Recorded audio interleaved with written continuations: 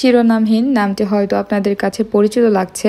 শিরোনামহীন band বাংলাদেশের অন্যতম একটি জনপ্রিয় প্রভাবশালী ব্যান্ড।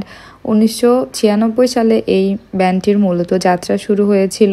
তো আমি ব্যান্ডের গান খুব একটা বেশি শুনি না। শিরোনামহীন ব্যান্ডকে আমাদের ডিআইইউ ফ্যামিলি এই পহেলা বৈশাখ উপলক্ষে আয়োজন করা অনুষ্ঠানে আমন্ত্রণ জানিয়েছিল।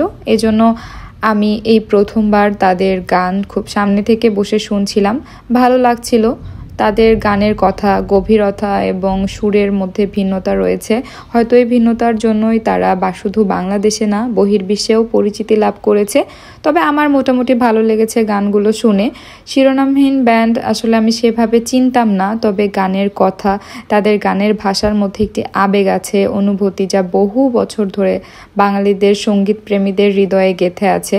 তাদের গানের গভীরতা ও সুরের মাধুর্য তাদেরকে আসলে দীর্ঘকাল ধরে শ্রোতাদের মধ্যে এভাবে বাঁচিয়ে রেখেছে হয়তো। তো আমার অভিজ্ঞতা খুবই সুন্দর, আমার খুব ভালো লাগছিল এরকম অনুষ্ঠানে তাদের গান শুনতে, আমি উপভোগ করেছি।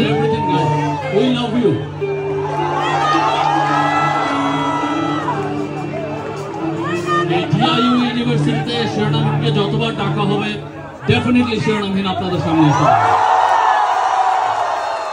Thank you guys, we love you.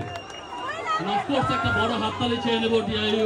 Shironamhin Bangla band সঙ্গীতের একটি উজ্জ্বল নক্ষত্র, এটা আমরা সবাই জানি।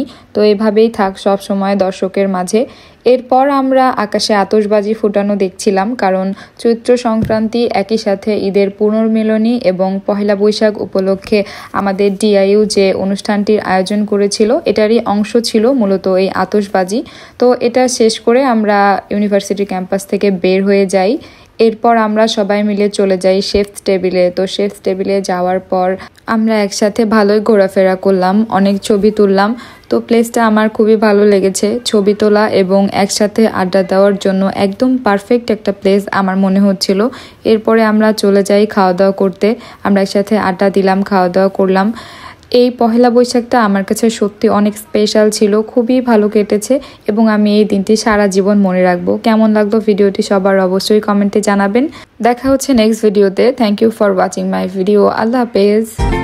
আর বৈশাখের বিকেল বেলায় তোমায় নিয়ে বকুল তলায় প্রেমের এখন গান শোনাবো। পাখিরা ডাকবে, মনে রং লাগবে।